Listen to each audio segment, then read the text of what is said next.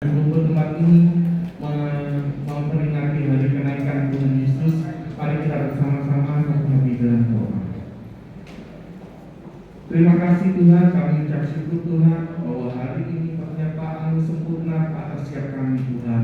Kami boleh ada sebagaimana kami ada, kami boleh merayakan hari kenaikan Tuhan Yesus untuk naik ke surga, dan kami percaya Tuhan Engkau yang telah menyediakan tempat bagi setiap kami di surga sana nanti Tuhan.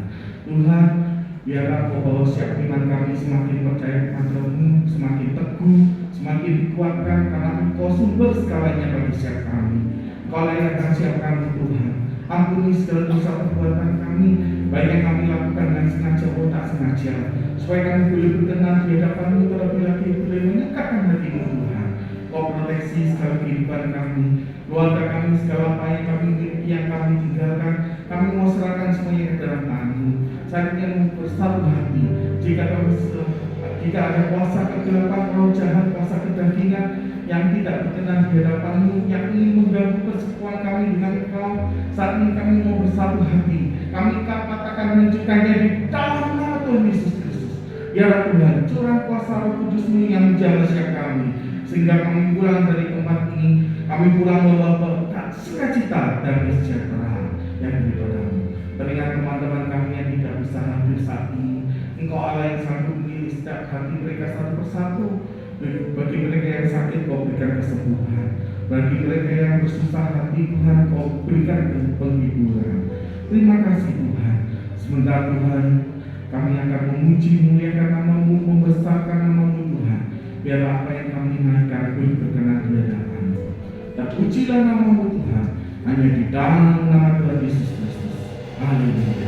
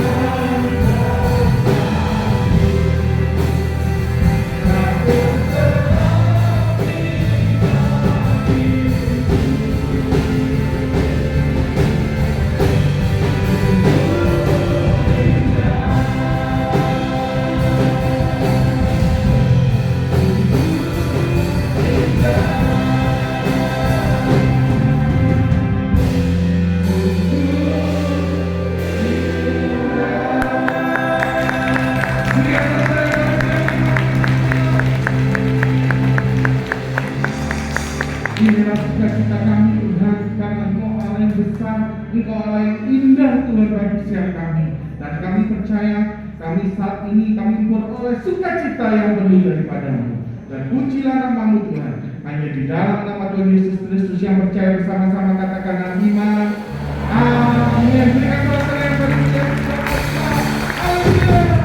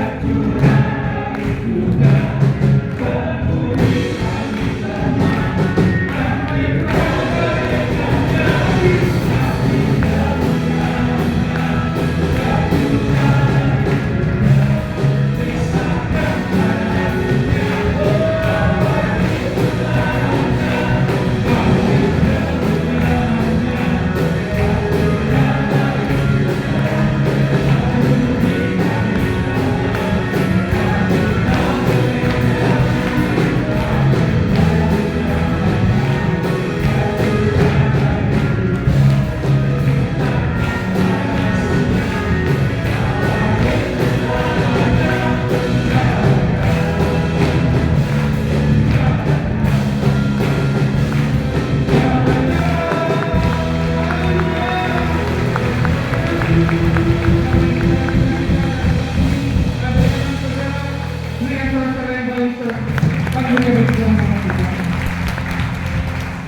kami diberkati oleh firman Tuhan. Biarlah firman ini boleh menjadi rema dalam setiap kehidupan kita.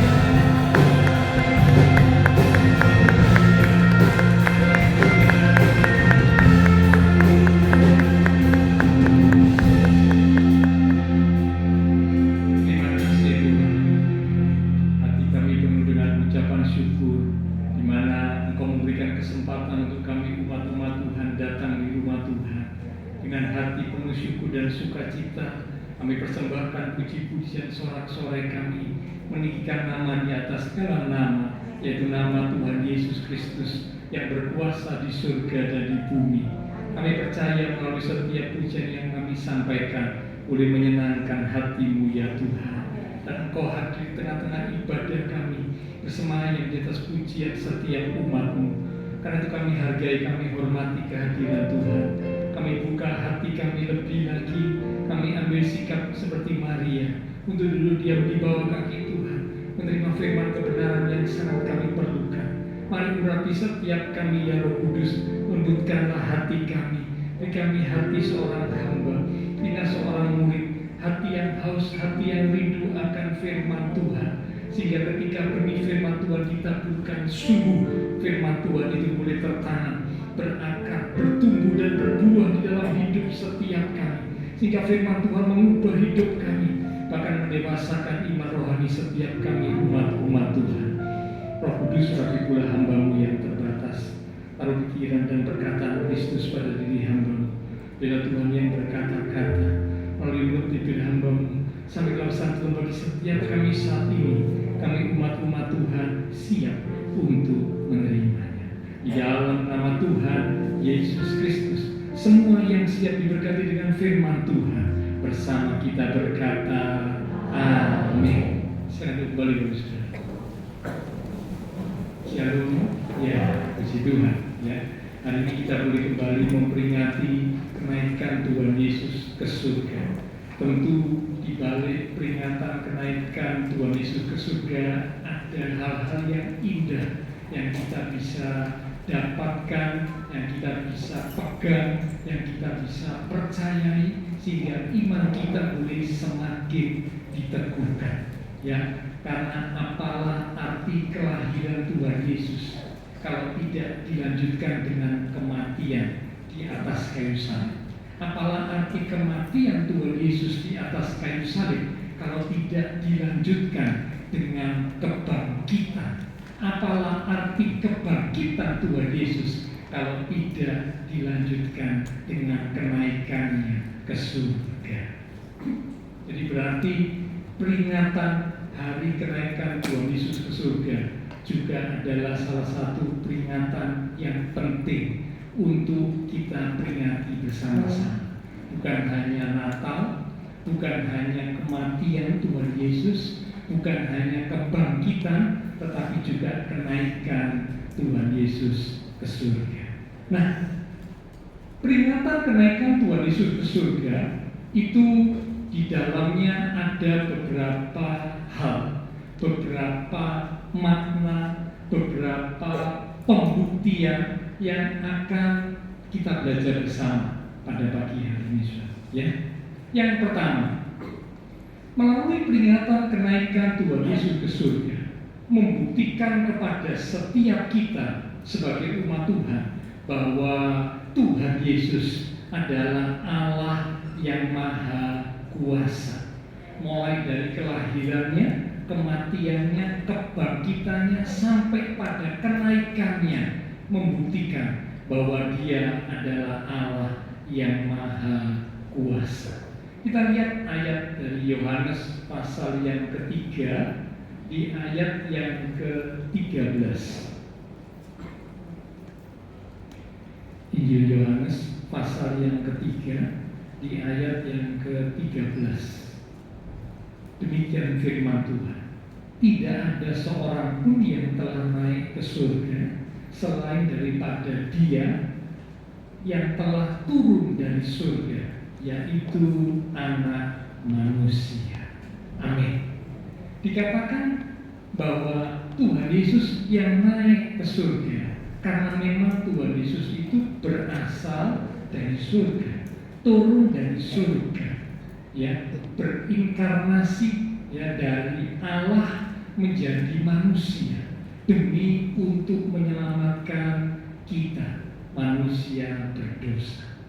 Di luar sana ada orang-orang yang mencemooh kekristenan. Mereka berkata bahwa, wah, orang Kristen ini kok menyembah manusia, ya, katanya demikian. Dan buktinya Tuhan Yesus kan manusia.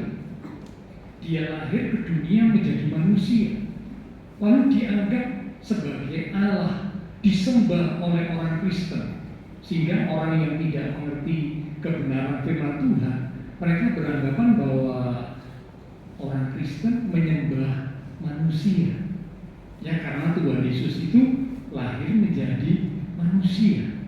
Nah, mereka tidak menyadari, ya, mereka tidak mengerti bahwa Allah dapat berinkarnasi menjadi manusia. Karena apa?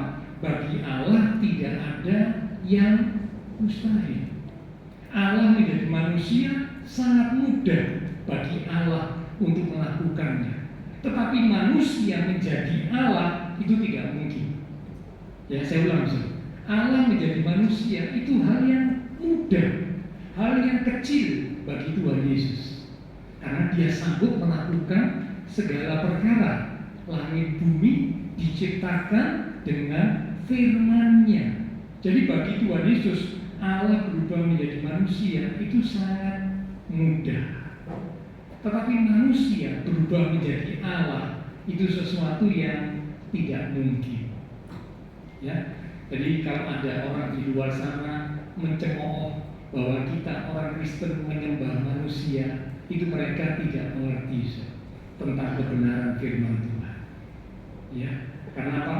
Allah berubah jadi manusia itu hal yang mudah, hal yang kecil bagi Allah, karena dia sanggup melakukan segala perkara.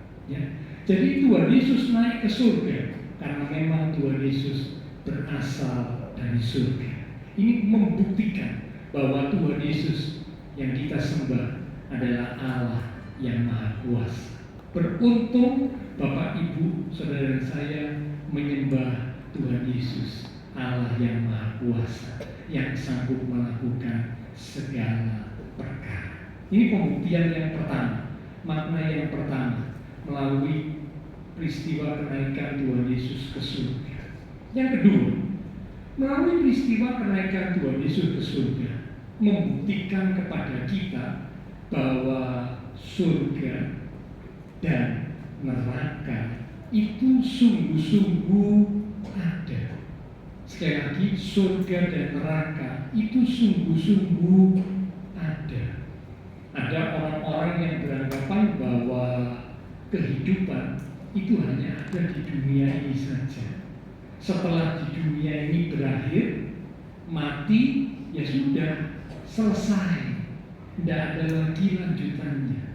Ada orang-orang yang berpikir demikian, sehingga mereka menikmati hidupnya begitu rupa, bersenang-senang, ya, berfoya-foya dan sebagainya. Karena bagi mereka hidup itu ya cuma di dunia ini saja.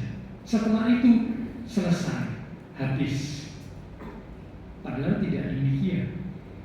Melalui peristiwa kenaikan Tuhan Yesus ke surga membuktikan surga itu ada. Itulah sebabnya Tuhan yang berasal dari surga kembali ke surga. Kalau surga itu ada, maka neraka itu juga ada. Ya. Nah, Tuhan berkata kepada setiap umat-umatnya, berjuanglah untuk masuk melalui pintu yang sempit itu.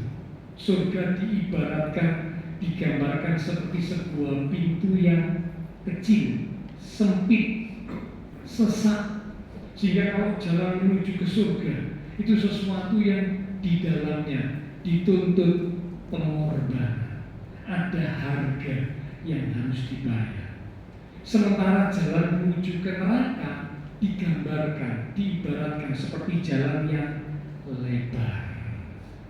Ya, karena lebar tentu bagi daging, bagi manusia secara daging itu menyenangkan.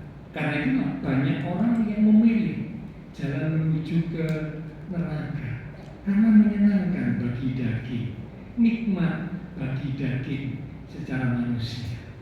Ya, tetapi Tuhan justru berharap umat Tuhan berjuang untuk masuk melalui pintu atau jalan yang sempit menuju ke surga. Nah, satu ayat berkata bahwa Tuhan sediakan tempat bagi kita di surga. Yohanes pasal 14 ayat yang pertama sampai dengan ayat yang ketiga itu dikatakan demikian. Kita lihat Yohanes 14 ayat yang pertama mulai sampai dengan ayat yang ketiga. Perikopnya berjudul Rumah Bapa. Janganlah gelisah hatimu, percayalah kepada Allah, percayalah juga kepadaku. Ini perkataan Tuhan Yesus. Di rumah Bapakku banyak tempat tinggal, itulah surga. Jika tidak demikian, tentu aku mengatakannya kepadamu. Sebab aku pergi ke situ untuk menyediakan tempat bagimu. Dan apabila aku telah pergi ke situ dan telah menyediakan tempat bagimu, aku akan datang kembali dan membawa kamu ke tempatku, supaya di tempat di mana aku berada, kamu pun berada. Jadi surga sungguh ada, neraka juga sungguh ada. Umat Tuhan disediakan oleh Tuhan yang sudah naik ke surga, tempat di surga ya untuk setiap kita. Untuk kita bisa masuk ke sana, ke tempat yang Tuhan sediakan, kita harus berjuang. Ada harga yang harus dibayar. Iman percaya yang tetap teguh sampai akhir kehidupan. Ya, sehingga kita boleh berkata seperti yang Rasul Paulus katakan, aku telah memelihara iman, aku telah mencapai garis akhir, sekarang tersedia bagiku mahkota. Yang ini pembuktian yang kedua. Yang pertama, Tuhan Yesus adalah Allah, bukan manusia. Memang menjadi manusia, tapi dia adalah Allah. Ya, berasal dari surga, kembali ke surga. Nah, dengan kenaikannya ke surga yang kedua membuktikan bahwa surga itu sungguh ada, neraka juga ada. Ya, mari kita umat Tuhan berjuang untuk bisa masuk menuju ke surga melalui jalan yang sempit. Pertahankan iman percaya kita sampai akhir kehidupan. Yang ketiga, melalui peristiwa kenaikan Tuhan Yesus ke surga juga mempunyai makna. Yang ketiga adalah Tuhan naik ke surga untuk menjadi pembela bagi kita. Bahkan dikatakan Tuhan berdoa bagi kita. Roma pasal yang ke-8 di ayat yang ke-33 sampai dengan 34. Roma pasal 8 ayat yang ke-33 sampai 34. Demikian firman Tuhan. Siapakah yang akan menggugat orang-orang pilihan Allah? Allah yang membenarkan mereka. Siapakah yang akan menghukum mereka? Kristus Yesus yang telah mati, bahkan lebih lagi yang telah bangkit, yang juga duduk di sebelah kanan Allah, yang malah menjadi pembela bagi kita. Dikatakan ayat ini Tuhan naik ke surga, duduk di sebelah kanan Allah untuk menjadi pembela bagi kita. Mengapa Tuhan menjadi pembela bagi kita? Karena satu ayat berkata iblis itu mendakwa. Ya, iblis itu mendakwa manusia, termasuk juga mendakwa umat Tuhan di hadapan Allah. Berkata Tuhan, Allah, lihat itu anakmu si A kemarin sudah jatuh dalam dosa, lakukan dosa ini. Anakmu si B minggu yang lalu sudah jatuh dalam dosa, lakukan dosa ini. Iblis mendakwa, dia tidak layak untuk jadi anakmu karena dia hidup jatuh dalam dosa. Tuhan Yesus yang ada di sebelah kanan Allah berkata, Bapa, memang benar si A telah jatuh dalam dosa, memang benar si B telah jatuh dalam dosa, tetapi aku sudah mati untuk mereka. Aku menanggung segala hukuman atas dosa mereka, sehingga mereka si A, si B yang percaya kepadaku tidak lagi ada di bawah penghukuman, karena mereka sudah minta ampun, mereka sudah mengakui dosa mereka, mereka bertobat sungguh-sungguh, mereka mau kembali ke jalan yang benar. Karena itu Bapak, aku minta supaya mereka menjadi anak-anak dan tidak dibuang ya dari posisi sebagai anak-anak, karena aku sudah mati buat mereka. Ya, iblis memang selalu mendakwa, yaitu ayatnya ada di Wahyu pasal 12. Mari kita lihat sebentar ya. Wahyu pasal yang ke-12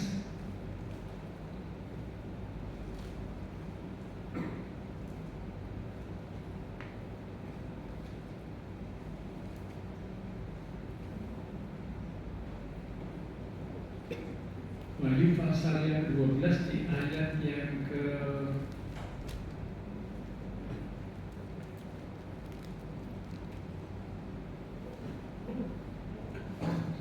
ayat yang ke-12, saya salah ketik ini ya.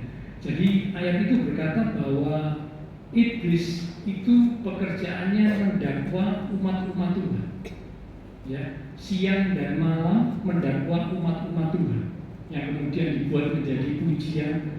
Sekarang telah tiba keselamatan dari Allah. Iblis, ya, para pendakwa itu sudah dilemparkan. Nah, itu saya lupa Wahyu pasal berapa ya? Cuma 10. Oh ya. Ya, Wahyu 12 ayat yang ke-10. Oh benar ya. Wahyu 12 ayat yang ke-10. Betul ya. Dikatakan, dan aku mendengar suara yang nyaring di surga berkata, sekarang telah tiba keselamatan dan kuasa dan pemerintahan Allah kita, dan kekuasaan Dia yang diurapinya, karena telah dilemparkan ke bawah. Kita perhatikan kalimat berikut, pendakwa saudara-saudara kita. Pendakwa saudara kita ini bicara tentang iblis yang mendakwa mereka, mendakwa manusia, mendakwa umat Tuhan siang dan malam di hadapan Allah kita. Jadi Bapak Saudara, makna kenaikan Tuhan Yesus ke surga yang ketiga adalah Tuhan menjadi pembela bagi kita di hadapan Allah, di hadapan Bapa surgawi. Mengapa? Karena iblis berusaha untuk mendakwa. Setiap kali kita lakukan kesalahan, iblis langsung lontarkan, sampaikan dakwaannya kepada Allah. Tuh lihat, nggak pantas itu jadi anakmu, nggak layak itu jadi anakmu. Dia jatuh dalam dosa, coret, buang dia.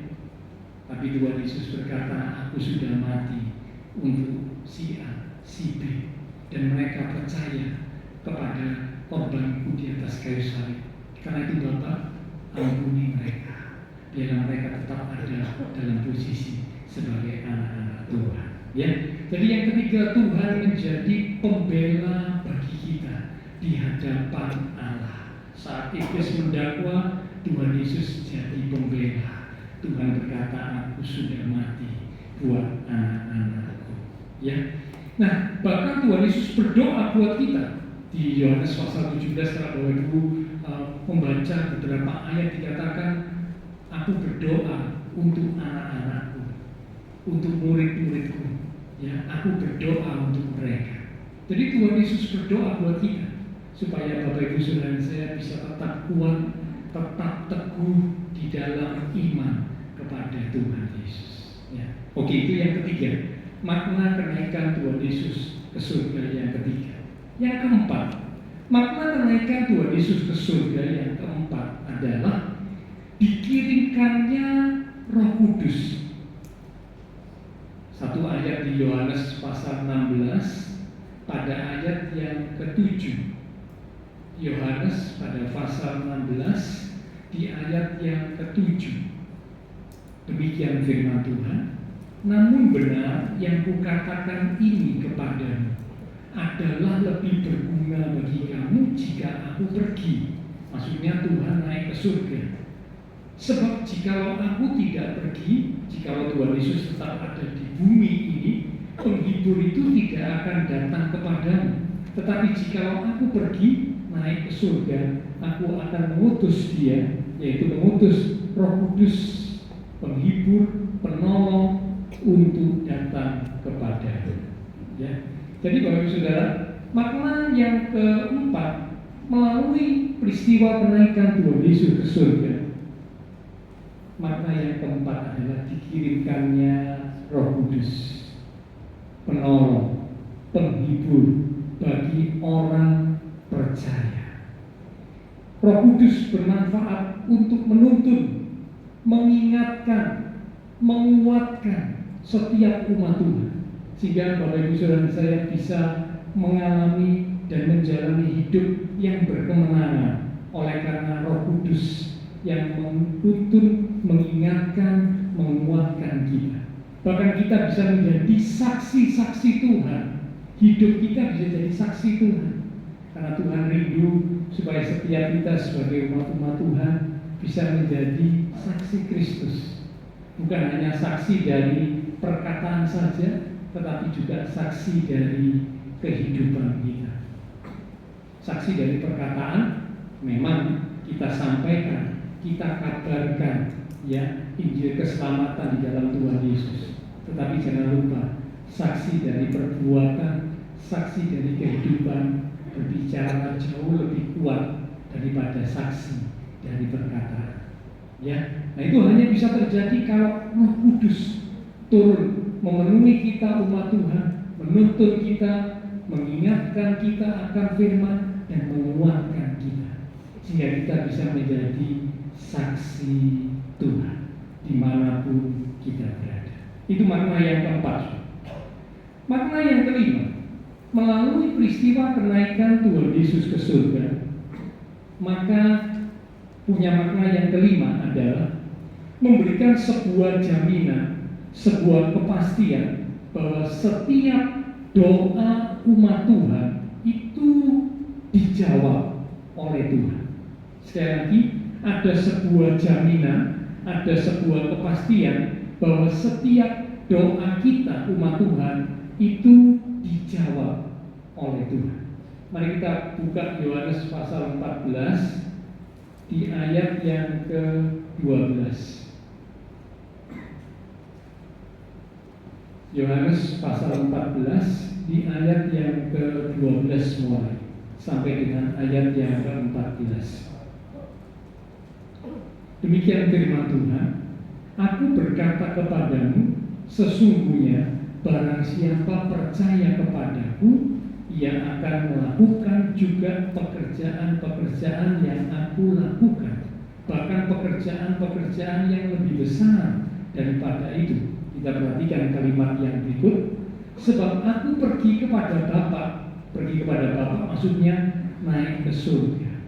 Dan apa juga yang kamu minta dalam namaku, di dalam kita berdoa minta dalam nama Tuhan Yesus, aku Tuhan akan melakukannya supaya Bapa dipermuliakan di dalam Anak.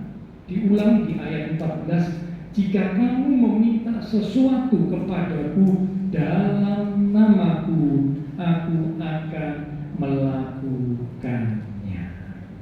Yang kelima, melalui kenaikan Tuhan Yesus ke surga, ayat ini berkata, setiap doa yang Bapak, Ibu, saudara saya minta di dalam nama Tuhan Yesus, Tuhan akan melakukannya.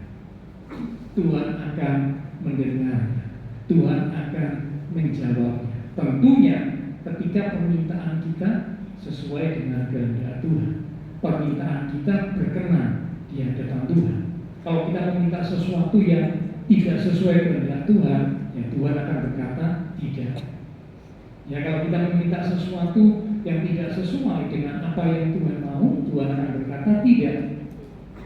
Tapi kalau permintaan kita adalah permintaan yang berkenan di hadapan Tuhan, percaya, yakinlah bahwa setiap doa kita umat Tuhan didengar dan dijawab oleh Tuhan.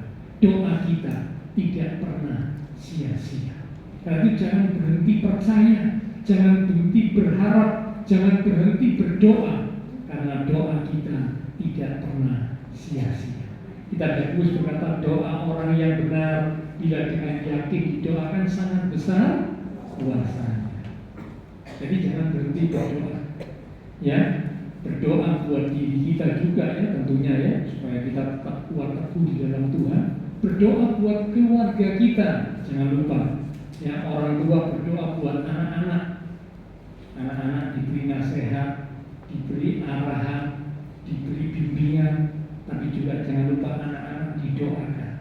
Ya, dengan kata-kata yang baik, membangun positif, mereka diberi nasihat, mereka didoakan, mereka diberi nasihat. Percayalah, anak-anak kita akan bertumbuh menjadi generasi-generasi ilahi yang takut akan Tuhan dan hidup di dalam kebenaran. Karena nasihat dan doa yang diberikan oleh orang tua itu tidak pernah sia-sia. Ya, jadi karena itu orang tua jangan sampai lupa kepada tugas dan tanggung jawabnya. Orang tua adalah wakil Tuhan. Sebagai wakil Tuhan, maka orang tua punya tugas, punya tanggung jawab.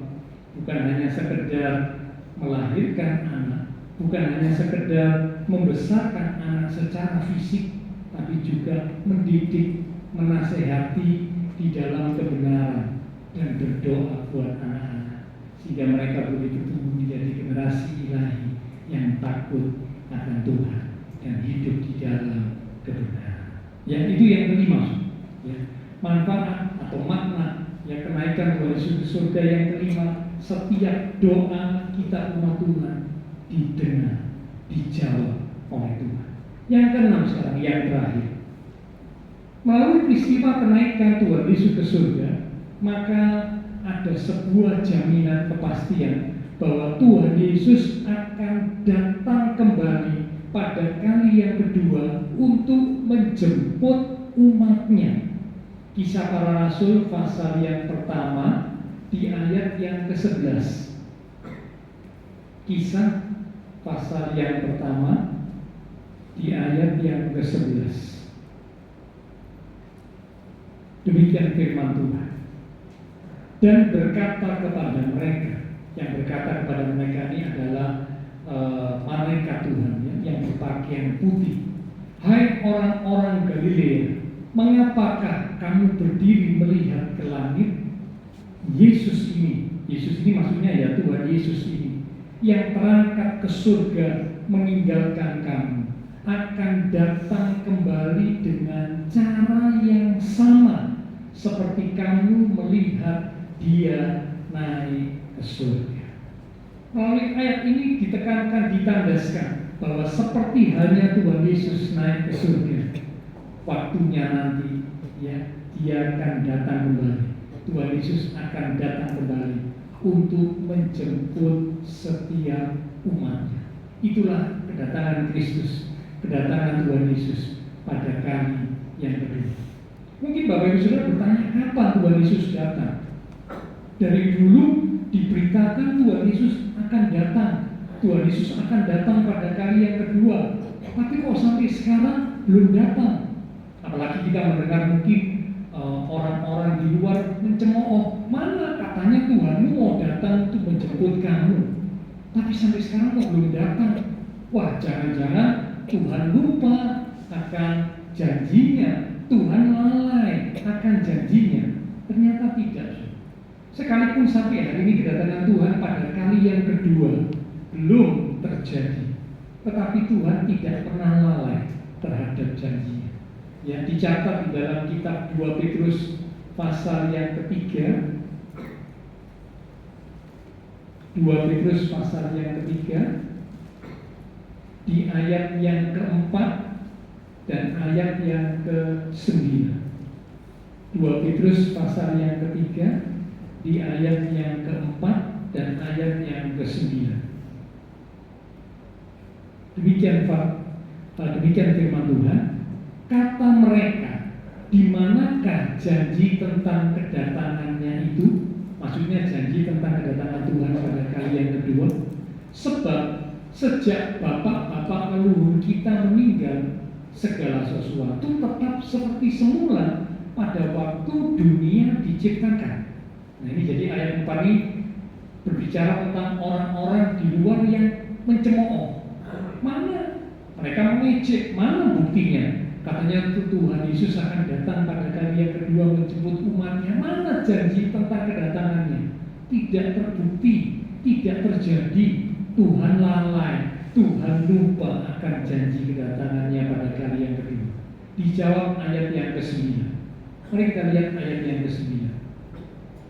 Tuhan tidak lalai menepati janji. Sekali lagi, Tuhan tidak lalai, tidak lupa menepati janjinya. Sekalipun ada orang yang menganggapnya sebagai kelalaian. Mungkin ada orang yang menganggap, wah, Tuhan Yesus sudah lalai, Tuhan Yesus sudah lupa. Tapi ternyata ayat ini dengan tegas berkata Tuhan tidak lalai. Perhatikan kalimat berikut, tetapi Ia sabar terhadap kamu karena Ia menghendaki supaya jangan ada yang binasa, melainkan supaya semua orang berbalik dan bertobat. Jadi kalau sampai hari ini Tuhan belum datang pada kali yang kedua untuk menjemput setiap umat Tuhan secara bersama-sama, ya, itu bukan karena Tuhan lalai. Ya, jadi jangan sampai dalam hati pikiran kita terbersit bahwa Tuhan lalai, apalagi mendengar kata-kata cemooh, kata-kata ejekan dari orang-orang di luar sana bahwa Tuhanmu lalai, Tuhanmu lupa untuk jemput kamu. Buktinya sampai sekarang dia tidak datang pada kali yang kedua. Mari biar kita tetap percaya bahwa Tuhan tidak pernah lalai untuk menepati janjinya. Seperti halnya Tuhan Yesus terangkat naik ke surga, ya, malaikat berkata, Yesus ini maksudnya ya Tuhan Yesus ini, ya, karena rupanya ada Yesus yang lain yang akan muncul, ya. Kita berkata pada akhir zaman akan tampil, akan muncul nabi palsu, guru palsu, bahkan Mesias palsu, mengaku dirinya Mesias karena mungkin namanya sama, Yesus. Tapi malaikat berkata Yesus ini, bukan Yesus yang lain, tapi Yesus ini, Tuhan Yesus ini yang terangkat naik ke surga. Dia akan kembali untuk menjemput kamu. Ya, kan itu mari biarlah setiap kita sebagai umat Tuhan siap sedia, berjaga-jaga. Kita tidak tahu kapan waktu Tuhan panggil kita pulang kembali ke rumah Bapa, atau kapan waktu Tuhan datang kali yang kedua untuk menjemput setiap umatnya secara massal. Ya, memang kedatangan Tuhan pada kali yang kedua untuk menjemput umat Tuhan secara massal belum terjadi. Tetapi saat satu persatu umat Tuhan dipanggil pulang, satu persatu, ada yang usia lanjut, ada yang usia pertengahan, bahkan ada yang usia masih sangat muda belia, anak-anak sudah dipanggil pulang oleh Tuhan. Ya, ini pertanda waktu kedatangan Tuhan bagi mereka sudah tiba. Tugasnya sudah selesai, mereka dipanggil pulang. Nah, kita yang masih hidup sampai hari ini, kesempatan masih Tuhan berikan, tugas kita belum selesai. Mari kita mau tetap siap sedia, kita mau tetap berjaga-jaga. Supaya apa? Kalau tiba-tiba hari Tuhan itu datang, entah Tuhan datang jemput umat Tuhan secara massal bersama-sama, atau Tuhan jemput panggil kita pulang secara pribadi, lepas pribadi, kita sudah siap untuk bertemu dengan Tuhan. Ingat, surga sungguh ada, neraka juga sungguh ada. Kalau Bapak Ibu Saudara saya siap waktu dijemput Tuhan, kita akan masuk ke surga, ke tempat penuh kesukaan bersama Tuhan Yesus untuk selama-lamanya. Tetapi sebaliknya kalau kita belum siap, kita tidak siap saat Tuhan panggil kita pulang, di manakah tempat kita? Ya. Kalau itu sudah terjadi, sudah dipanggil pulang, tidak bisa dirubah. Karena itu di dalam kekristenan tidak ada istilah mendoakan arwah, itu tidak ada. Jadi dalam kekristenan masuk surga atau tidak ditentukan ketika kita hidup di dunia ini. Bagaimana iman percaya kita, bagaimana perbuatan kita, bagaimana jalan kehidupan kita sampai akhir sebelum kita mati, itu yang menentukan apakah kita masuk surga atau tidak. Tapi kalau sudah mati, tidak bisa diubah, ya, tidak bisa didoakan, tidak bisa. Kalau memang bisa didoakan, diubah, maka sekarang waktu hidup di dunia tidak perlu sungguh-sungguh. Buat apa sungguh-sungguh?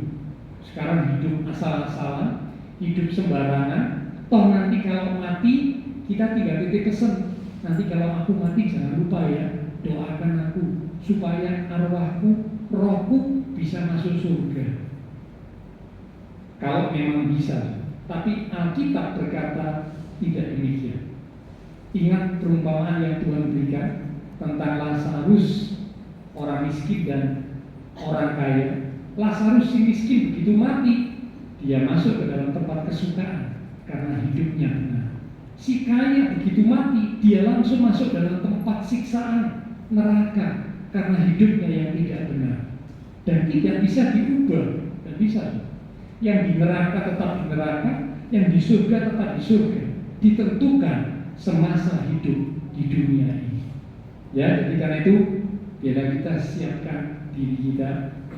Kita tidak tahu kapan waktunya kita akan pulang, kapan waktunya tugas kita sudah selesai, tidak tahu. Tapi yang pasti kita harus siap sedia, berjaga-jaga, jangan lengah, ya, sehingga waktu Tuhan panggil kita pulang, kita boleh pulang ke rumah Bapa di surga bersama dengan Tuhan Yesus untuk selama-lamanya. Ya, jadi itulah 6 makna, ya, 6 makna yang ada di dalam peristiwa kenaikan Tuhan Yesus ke surga. Yang pertama, dibuktikan kepada kita bahwa Tuhan Yesus adalah Allah yang Maha Kuasa. Memang Dia menjadi manusia, tapi Dia bukan manusia. Dia juga 100% Allah. Itulah sebabnya Dia kembali naik ke surga, karena memang berasal dari surga. Yang kedua, membuktikan bahwa surga maupun neraka itu sungguh ada. Tuhan sediakan tempat buat kita di surga, ya. Lalu kemudian makna yang ketiga, dikatakan Tuhan Yesus jadi pembela buat kita di hadapan Allah Bapa, di hadapan Bapa surgawi, ya. Supaya ketika iblis mendakwa saat kita jatuh dalam dosa, iblis mendakwa, Tuhan berkata, aku sudah mati buat si A, buat si B, umat-umatku yang percaya. Ya, lalu kemudian yang keempat, makna kenaikan Tuhan Yesus ke surga, dikirimkannya Roh Kudus bagi orang percaya. Roh Kudus menuntun, mengingatkan, menghibur, menguatkan, bahkan membuat setiap orang percaya bisa menjadi saksi-saksi Kristus yang efektif. Bukan hanya bersaksi dari perkataan, tapi juga bersaksi dari perbuatan, dari kehidupan.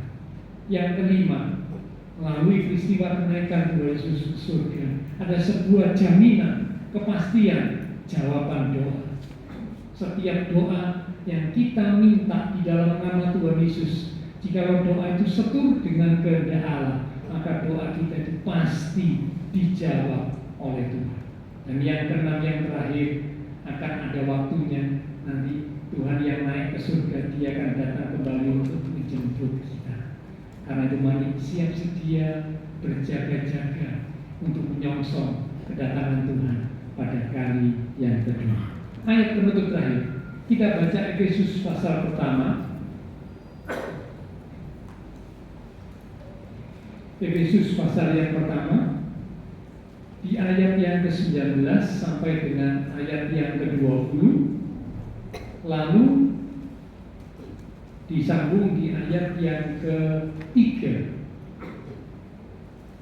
Efesus pasal pertama ayat yang ke-19 terlebih dahulu, kita akan baca.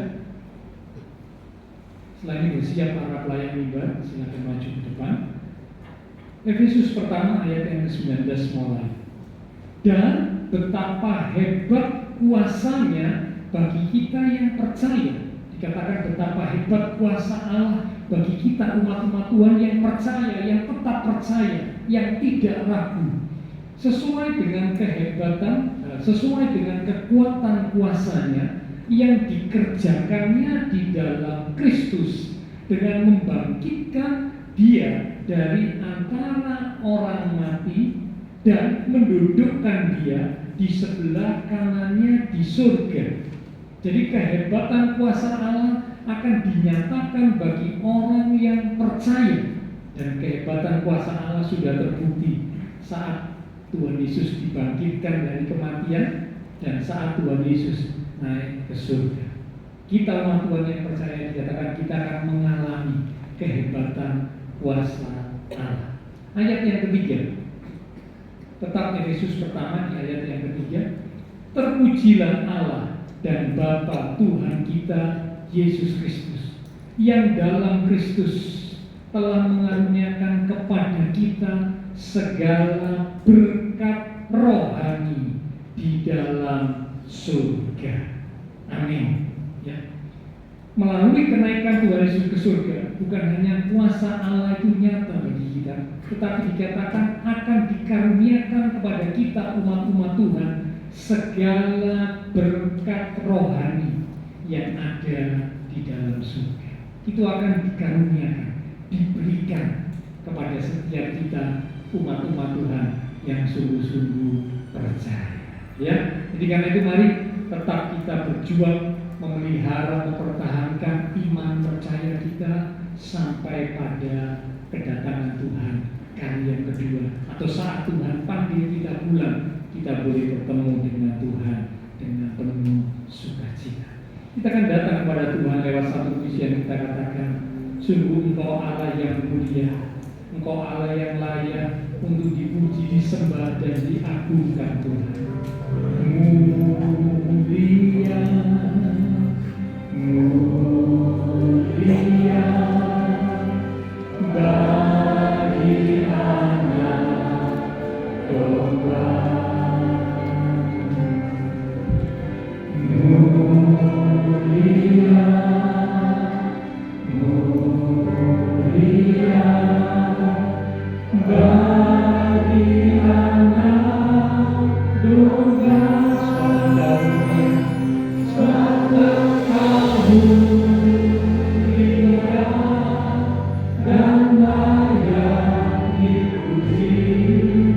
Mulia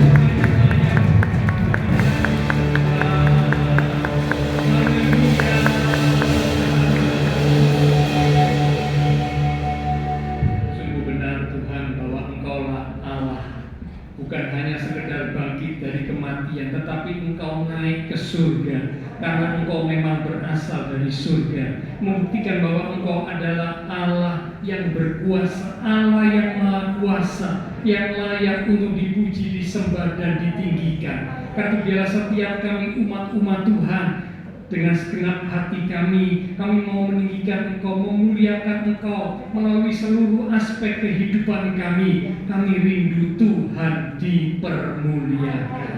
Ampuni kami Tuhan, kalau mungkin ada kelemahan, ada kekurangan, ada kesalahan, ada kelalaian kami, sehingga kami tidak memuliakan Tuhan melalui hidup kami. Ampuni kami Tuhan, ampuni kami Tuhan. Tetapi kami bersyukur Engkau naik ke surga, Engkau menjadi pembela buat kami, sehingga Engkau boleh terus mengingatkan kepada iblis yang mendakwa umat-umat Tuhan saat umat Tuhan jatuh ke dalam dosa, bahwa Engkau sudah mati buat kami. Dosa kami sudah ditanggung oleh Tuhan Yesus di atas kayu salib. Karena itu ketika kami minta ampun dengan sungguh-sungguh, kami akui dosa kami bertobat dengan sungguh-sungguh, maka Engkau pasti mengampuni dosa kami, dan Engkau melayakkan kami untuk kami boleh tetap menjadi anak-anak Tuhan yang hidup di dalam anugerah Tuhan senantiasa. Terima kasih Tuhan, bahkan kami mau terus berjuang untuk mempertahankan iman percaya kami, sehingga satu kali nanti saat Tuhan datang kembali menjemput kami pada kali yang kedua, kami siap untuk bertemu Tuhan. Karena surga itu sungguh ada, neraka juga sungguh ada. Kalau kami siap bertemu Tuhan, karena kami memelihara iman kami, maka kami pasti akan masuk ke dalam tempat yang penuh dengan kesukaan. Itulah surga bersama dengan Tuhan Yesus untuk selama-lamanya. Terima kasih Tuhan, hamba terbatas untuk berkata dan menjelaskan, tetapi Roh Kudus, Engkau yang akan terus mengingatkan, menuntun, menguatkan, menghibur setiap umat Tuhan, sehingga setiap kami umat-umat Tuhan tetap teguh di dalam iman sampai pada akhir kehidupan kami. Terima kasih Tuhan Yesus, terima kasih Bapa Surgawi. Hamba berdoa untuk setiap umat Tuhan, setiap jemaat Tuhan, biarlah berkat-berkat Tuhan dicurahkan, khususnya berkat-berkat rohani yang ada di dalam surga itu dicurahkan kepada setiap umat-umat Tuhan, sehingga iman rohani kami diberkati, iman rohani kami semakin bertumbuh, semakin dewasa di dalam Tuhan. Hidup kami boleh semakin menyenangkan hati Tuhan. Demikian juga diberkati kehidupan keluarga, rumah tangga setiap umat Tuhan, diberkati usaha pekerjaan, diberkati studi sekolah, diberkati kesehatan kami. Bahkan Engkau berjanji menyediakan masa depan yang indah, penuh dengan pengharapan. Terima kasih Tuhan, terima kasih. Kami berdoa buat teman-teman seiman kami yang tidak bisa hadir, untuk mereka-mereka yang sakit, untuk saudari Heti yang sakit, dan teman-teman seiman kami yang lain yang sakit. Lewat tempat ini kami menyatukan hati dan iman kami berdoa, dalam kuasa Tuhan yang ajaib menjamah, pulihkanlah kekuatan, kesehatan, kesembuhan di dalam nama Tuhan Yesus Kristus. Oleh hidup Tuhan Yesus, teman-teman seiman kami yang sakit disembuhkan, yang lemah dikuatkan, yang susah dihiburkan. Bahkan yang sedang menghadapi masalah pergumulan, biarlah mereka tetap menanti-nantikan Tuhan melalui peringatan kenaikan Tuhan Yesus ke surga. Iman setiap umat Tuhan boleh semakin teguh di dalam Tuhan. Terima kasih Tuhan. Semua yang sudah melayani persembahan yang sudah dipersembahkan, yang akan dipersembahkan, apapun yang dilakukan setiap umat Tuhan, karena mengasihi Tuhan, Allah sumber segala berkat akan memberkati kembali dan memakai hidup kami untuk kami boleh lebih lagi memuliakan Tuhan. Kami berdoa memberkati bangsa negara kami Indonesia, pemimpin-pemimpin bangsa kami, kota kami Surabaya, bahkan juga tetangga lingkungan sekitar gereja Tuhan. Memberkati setiap jemaat-jemaat Tuhan yang berulang tahun sepanjang minggu ini, dengan pertambahan usia membawa kami semakin dekat Tuhan, semakin cinta Tuhan. Terima kasih Tuhan. Setelah selesai ibadah, kami akan berpisah satu dengan yang lain, kembali ke aktivitas kami, kembali ke keluarga rumah tangga kami. Biarlah segala berkat, anugerah, damai, sukacita yang melimpah dari Allah Bapa Surgawi, kasih, Tuhan Yesus Kristus dan persekutuan dengan kuasa Roh Kudus akan terus memimpin menuntun langkah kehidupan setiap kita. Itu terus kita sekalian mulai pagi ini sampai Maranatha, Tuhan Yesus datang kembali. Di dalam nama Tuhan Yesus Kristus, semua yang percaya diberkati Tuhan,